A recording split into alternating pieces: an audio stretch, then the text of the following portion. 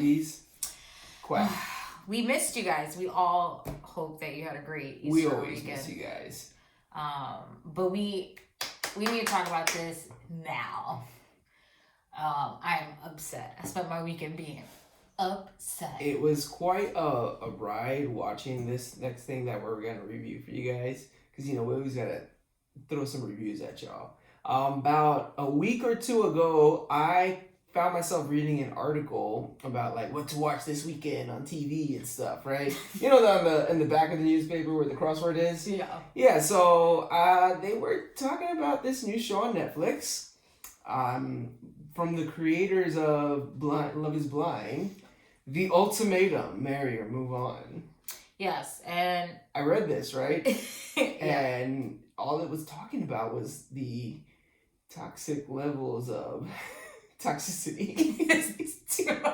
Drink every time you hear the word toxic. Well, so I thought to myself, dang, is this really that bad? You guys, it's that bad. Basura. It's that bad. Todo bad. Just all bad. I hated every second of it. I'm upset. I even watched it. I would never watch. So obviously, I brought it to Nikki, and I told her, listen, I know this type of show is right up this show is right up your alley. It's ratchet reality TV show.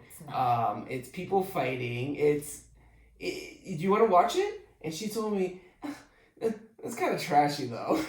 No, I didn't say that. I said I was offended. After a little deliberation, we decided I'm not into dating reality shows. I'm not into dating competitions. I'm not into because it's just bad. It's all bad, and I can't get into it because I cannot relate. And for anyone who's saying, you watch 90 Day Fiancé, that's not a dating show. It's not a competition. Yeah, it's completely different, right? So these shows really just piss me off. Okay, well, this one... Well, wait, I decided to watch it because one of my friends was complaining about how young they were. The contestants. Yeah, and I'm like, well, how young could they be, right? Oh my God. All right, if you haven't heard of it, check it out. It's on Netflix. It's called The Ultimatum, Marry or Move On. It's actually hosted by Nick Lachey and Vanessa Lachey. Vanessa Lachey, his wife, right? Yes. Yeah. Anyways, they host 6 couples who are all in an ultimatum situation themselves, supposedly. And we'll get to that. We'll get to that. They're all in an ultimatum situation themselves. So the whole idea is that they break the couples up, and then each couple chooses a different partner, and they live with them for 3 weeks to decide if they should be with one another. I think that's the concept is supposed to be to show you that there's other people out there, maybe it calls itself a self-proclaimed social experiment. As a TV show. Okay. I don't think so, guys. All right, cool. Pavlov's dog. Awesome. So that's the show, right? And we sat through all 13, 11? 10. It was, 10. Oh, God, imagine. It felt like 13 episodes. Only 10 episodes. We sat through all of them throughout the week. They are kind of long. There's a lot to get through, and here we go. Well, how was it? You haven't watched a show like that since, Jersey Shore. Yeah, so how is it to watch something like that as an adult? I can remember reality shows, as far as reality shows being coined, starting out. I remember when Real World was coming out. Yes, Grandpa. And I remember when it became more and more scripted and more okay, obviously none of this is actually these people's lives. So jumping to now and watching something like this again, it's crazy how good the writers are to get these people, to get these stories going on for you to want to keep watching. Producers. Yeah, the producers. Okay. So whoever's in charge of making this drama happen with this person or that person, and obviously making the drama happen. Yes. It's genius because it really gets you. But what was it like watching a show like this? It felt like I was willingly wasting my time. like, it's a week we're not going to get back, so we had to make an episode out of it. I'm like, this show is trash. It is trash. From beginning to end, it's trash. First Nick of all, Lachey, there's no good that can come from this show. This show is nothing but people fighting, relationship situations that you shouldn't be in. Okay, so I've never seen Love is Blind, so I know that was like a super duper big hit. Yeah. But like, I'm watching it and I'm just thinking, how is this gonna be a hit? Yeah. First of all, it's 10 episodes and I'm talking about their fucking feelings. Yeah. And Netflix doesn't have thank God for commercials to break it up a bit. When you're watching that shit from beginning to end, no commercials, I was like, this is the longest episode of my whole life. Yeah, like, I can't understand. How many smoke breaks did I take each episode? I'm just like, and they're not saying anything different. Okay, they all say the same thing. They do. About the same thing about their feelings and communicating and being open to the experience. And I was like, if this reunion better be fucking good. First of all, it was basura también. Okay, let's get to the reunion. Let's start off though first, because I want to. Before we get to that, I just want to start off. So when these people first got introduced, right? They had all 6 of them. Every single one of them, they're telling us their story of how they got to this ultimatum and everything, right? Come to find out that they weren't all in an ultimatum situation. Okay, we should have said this in the beginning. This episode, hella spoiler. Yes. If you haven't watched it, but we're also saving you a lot of time. Yes. Okay. So ultimately, let's go by the couples, right? Yeah. So Colby and Madeline. Yeah. Madeline. Yeah. Colby and Madeline. Zay and Ray. Team Zay. Yeah. We also learned during this experience that Manny really loves a good villain, toxic person. Like, that's who he roots for in these situations. I always went for Rick. We have Jake and April. Yeah. Randall and Shanique, Hunter and Alexis, and Nate and Lauren. Let's talk about this off bat. Yeah. Off bat. Okay. When they're going to pick who they're gonna live with. Mm-hmm. One Hunter. Yeah. Who is with Alexis proposes. Right? In front of everyone. In front of everybody. Alexis is beyond happy because she just made a whole shit about how she doesn't like anybody here and nobody there likes her. What Colby blankly said, I'm not attracted to you. Yeah. And she flipped. Couldn't let it go. Like, she's never been told she's not pretty. Anyway, not a super big deal because Hunter, you could tell, wasn't really into anybody either. So he proposed and everybody's like, oh my God, this is so crazy. Hey. Then we go down the line. Everybody participates. We meet Hunter. Hunter's a 30-year-old dude. And the only issue is that his girlfriend doesn't want to have kids. He wants to have kids. She's like, I don't want to have kids. He's like, oh, but maybe you'll change your mind. She's like, I'm not going to have kids. By the way, she's hot. I think that Nate only proposed to her because of that. Yeah. Like, she's hot, body banging. I was like, oh my God, you date Nate? But she, doesn't want kids. So 2 people that Nate wanted to pick for this experiment were like, oh my God, you're so good. Friend zone. And they pick somebody else. So now he's freaking out. He's like, oh shit, right? He starts panicking because now it's his girlfriend Lauren's turn to pick who she's gonna pick. And they already have it locked down. Just as she answers, he proposes. But you just told somebody you were gonna pick them, though. It was pretty nuts. So the whole situation was planned out to where they had to pick a different partner, and you had people picking multiple partners for one person, and people not following the rules too. There was like a look on the face of the host of Nick Lachey and Vanessa. Yes, I said that right. Yeah, right. Her name is not hard. I forgot. Vanessa. Is she a celebrity? Yes. What does she do? She's an actress. What is she on? What? I'm curious because I remember you said that they had some kind of entanglement issue to get together. Well, I don't know. You guys, I wasn't really interested in their story, but their whole thing was like she gave an ultimatum to Nick. So like during the picking situation, like she keeps like egging on to people like, so who are you gonna pick? You're not gonna be with your person right now. Who else are you going to sleep with for the next 3 weeks? And she really wanted to hound in on this. But I mean, she was probably pissed off because two couples just got engaged. Right, yeah. I really feel like they had to talk to the producers after that. Like, is this right? Like, but, okay, so here's the other thing, right? I understand Nate's thing. Nate's thing wasn't that they didn't want to get married. It was the kid issue.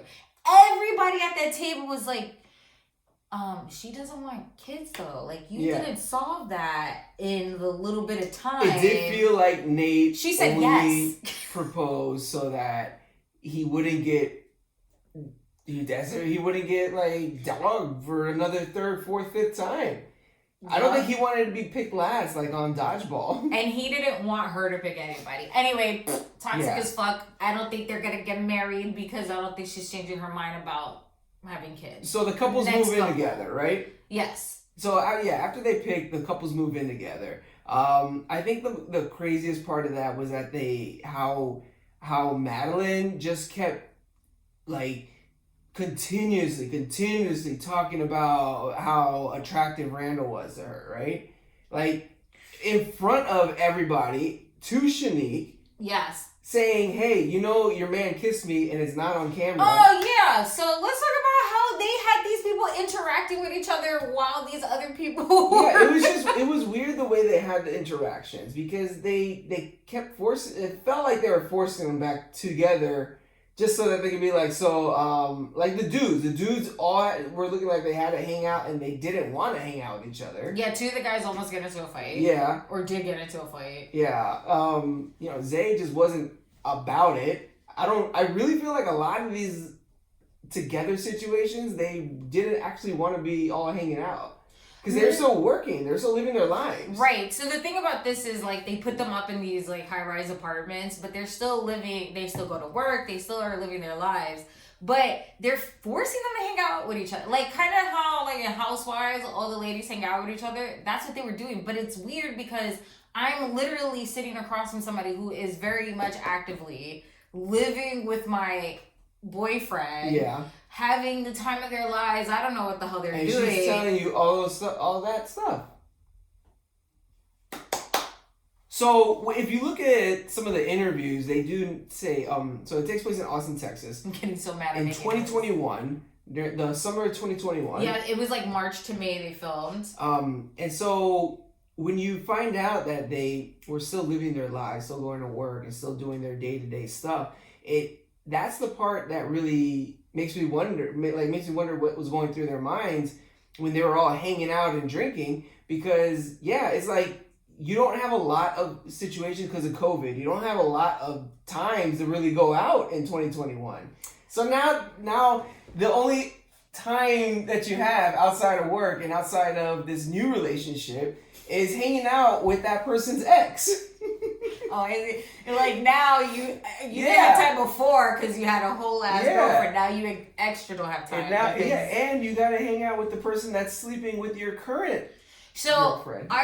So this is why I believe this show is toxic as fuck. Okay, I'm just gonna cut straight to it. These contestants, with the exception of maybe like one or two, are very young, like 21, they 22, are young. 25. And not only that, they make it sound like they've been together for like 10 years. Yes, that's and they've only been, there was one that was 1.5. Okay. A bunch that they didn't even live with each other. So April, she came up with April that we were saying, because she's 23 for the show, and she mentioned that her current boyfriend at the time, Jake, was the only guy that she was with since high school. High school, yeah. So she literally had a boyfriend from 15 to 18, and then at 19 started dating homeboy until she was 23. You don't even know what the hell's But they're all in this type of situation, talking like they've been together for like 20 years. Yeah. And you're like, girl. And every single one of them talk like they're at a midlife crisis. Like, oh my God, I'm not gonna be 25 and a bride. What does that mean? Yes. And then like the guys are all like, yeah, man, like finances. I'm 23. If I'm gonna get married, I just gotta make sure everything's, put together and that like I got a legacy going on already.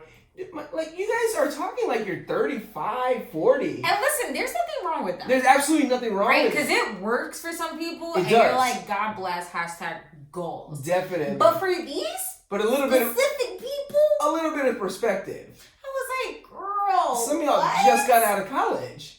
One of the girls did just graduate college. Yeah. And she was like, oh, and I'm like, yes, I blame society for that. So look, that is why... The two oldest ones got engaged are Nate and Lauren. Yes. They're both 30. They're the two oldest. Right. And so this is the funny thing about it.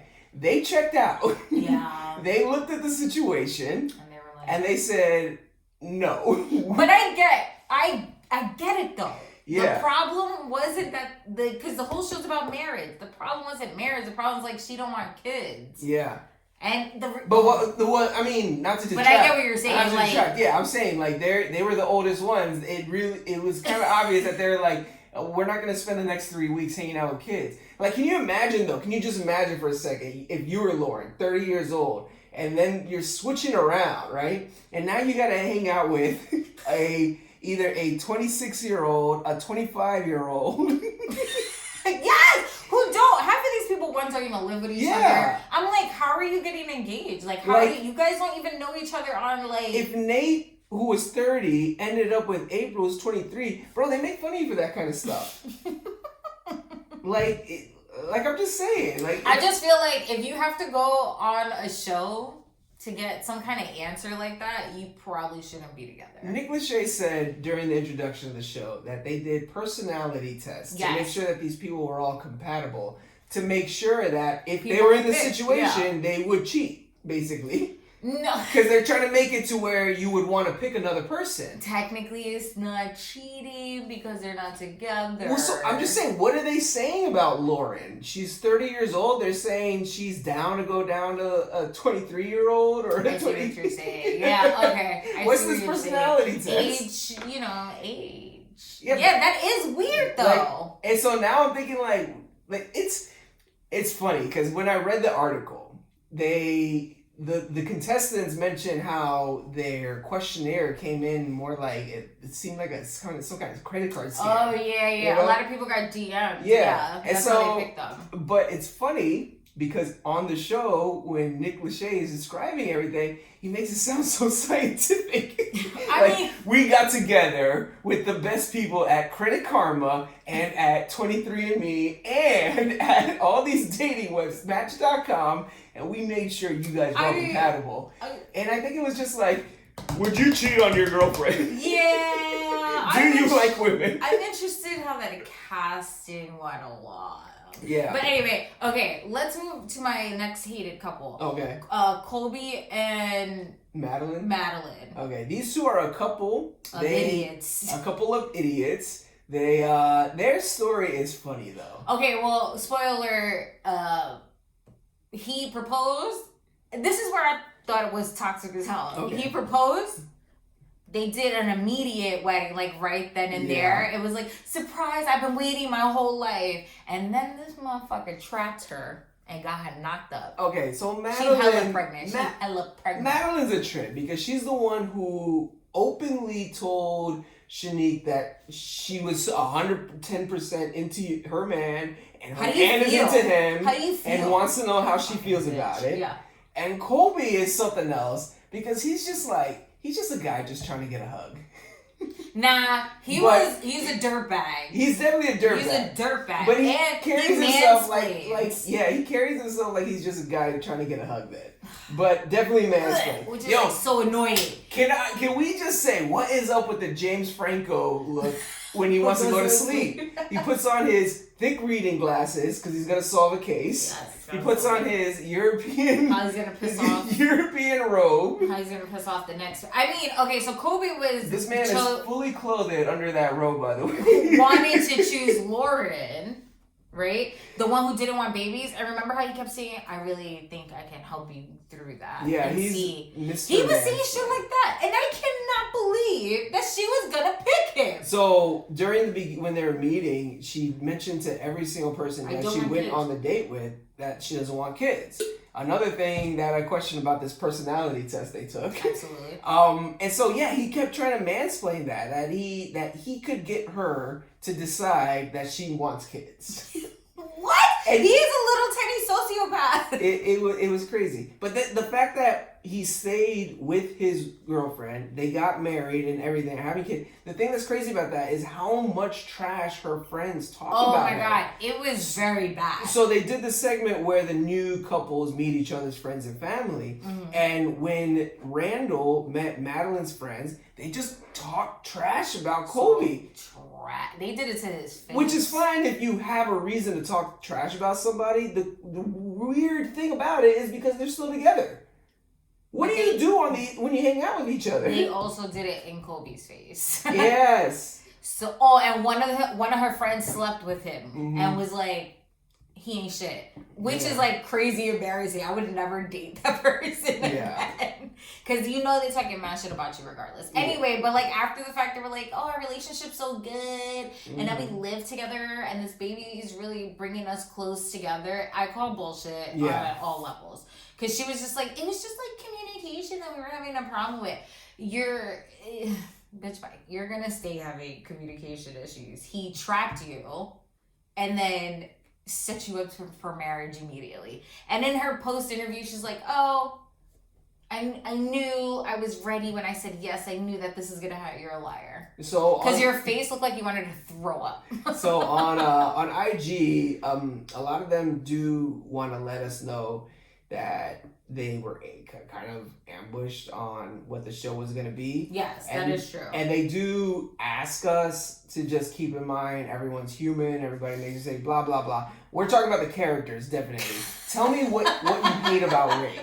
Tell me what you hate about Ray. Oh my God, you're so... Listen, I am for... Ray, I know you're a human being, but we're about to talk shit about the characters. I'm about to talk so much... Yo, her wardrobe upset me so much. Yeah, I just could not get off it. She was wearing things that I was just like, girl, read the room though. Like, that's what you're wearing. And she's not a bad looking girl at all. No, she's got a very model-esque body. So like everything she was wearing was just like, I'm all for a good crop top, like kind of set. But I don't know, like she was, I just couldn't stand her fashion. And then at the reunion, she was wearing like some purple thing that had like, it was just bad. Her fashion was bad, I don't care. Yeah. And it made me mad. Just made me so mad. And then her eyelashes were just like way too big for her. Yeah. Her, like, she just made me mad. And I was like, girl, stop. What do you think about the fact that she's the one who gave the ultimatum and she was one of the ones that decided to break up?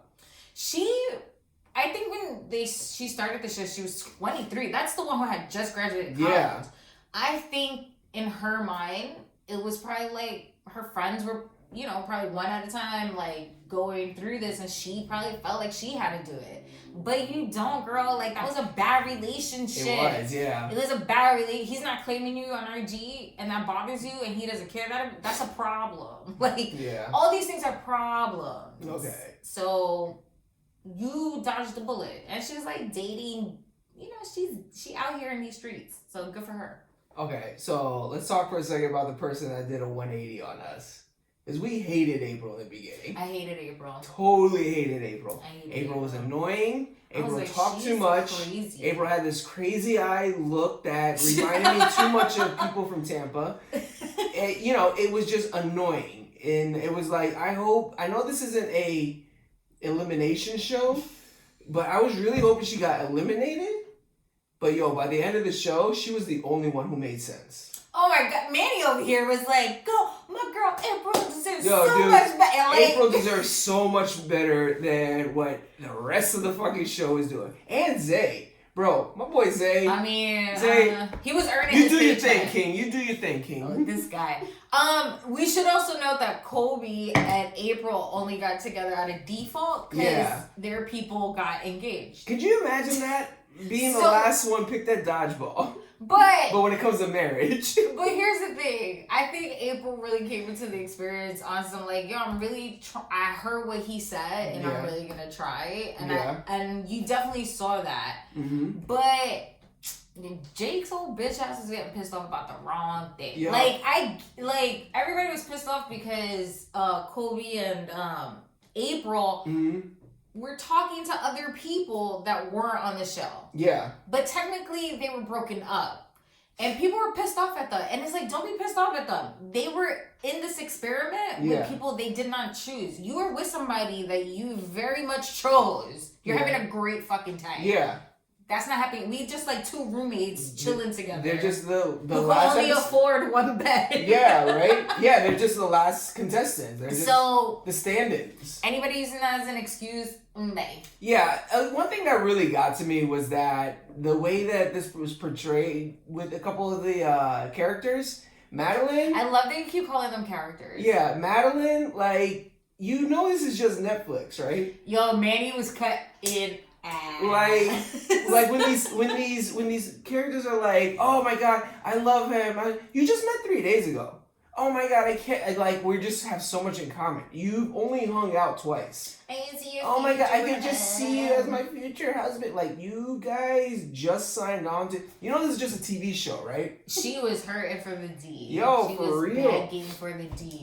It was funny when Shanique took when she took Zay to meet her dad, right? I mean her mom, her family. Yeah. They had a barbecue and everything, right? It was funny. Because mom was not about this Netflix stuff. Like, she said straight up to them, you guys just met and you're living together? Yeah, but it's for a TV show. What? And I just thought to myself, yo, that's exactly how my mom would react. She'd be like, I'm not about this Netflix stuff. Yeah. Get these cameras out of my house. I mean, one of the moms... I thought you were just coming over for dinner and you were recording it. One of the moms of the original girlfriends was basically telling the new girlfriend, I love the old girlfriend so much. Oh, yeah. But I can't remember who it was. It was Jake's mom. Oh, yeah. She was like, I love April. April's been so good for my son. I'm like, girl, don't date him. His mama won't like you. Yeah, like she lying. Those parent meeting situations, a lot of them I feel like that they only gave us like 3 or 4. Yeah, parents. I mean, the dating you don't ever see. It was bad. I don't know if like this. I get it. It's the first one. If they get picked up for season 2, obviously maybe they'll see what changes and stuff like that. But like this fucking show is straight basura. The reunion was basura. Yeah. Everything was garbage. Everybody's all friendly with each other. Like, oh yeah, we're still. You literally just broke up. You literally watched these episodes where your person was basically saying shit. Yeah. And you just up in each other's face like, hey, what's up? Like, wow. Like, when you watch the whole thing and then, like, read a little bit about the background, it really does seem like the show was rushed. Yes. Like, they recorded it and decided what the show was going to be about after they, midway through the show, like, you know what? We should make this about marriage. Are any of these people in Ultimatum? 3 of them are. Yeah. Now they all are. Yeah. No, that's exactly what it felt like. Yeah. The world's longest rushed. Like, they had to find a city in Texas that had the most lax COVID rules. Yeah. Ugh. Guys, I mean, whatever. We're not haters. We're not. We're not haters. But, like, the fuck. If you were watching the show and arguing with your significant other, rethink your life. Yeah. Nothing about that show should have made you upset. Toxic. You guys should have come together and been like, these stupid motherfuckers. I repeat, Nick Lachey, no good can come from this show. But I'm sure it's going to get a season. It became a viral hit, though. People were talking about it. Wow. I think it's only got maybe a couple more weeks, and then people I don't think so. If you guys check our show notes, we'll have the link to BuzzFeed's list of, like, the behind the scenes stuff. Yeah. So you can see like, oh my god. It says it's trash. It says it's a list of 40 things, but I think it's more a list of 23, and the rest is just like things that fillers. things that aren't interesting. Shout out to the Goblet. No, I will not shout out to the Goblet. No, I won't. Anyway, guys, this is a double whammy. This is a 2 shows in 1. Yeah. Don't forget to check us out live this week on Thursday with a good friend of the show, Melissa Rodriguez. The return of Melissa. The return, because she also watched it and also agrees. I need to know what she thinks about April. But also, we're gonna find out how Manny really felt when he was watching it. If you guys want to know what we're up to, you can find us at Instagram, TikTok, Facebook, YouTube at Bubble Bath Stories. You can find me at Got No Time for This on IG. And you can find me at Nicky Trendz. And if you're looking to join the conversation in style, you can go to bubblebathstories.co for official merchandise. Until next time, Duckies. Bye. Bye.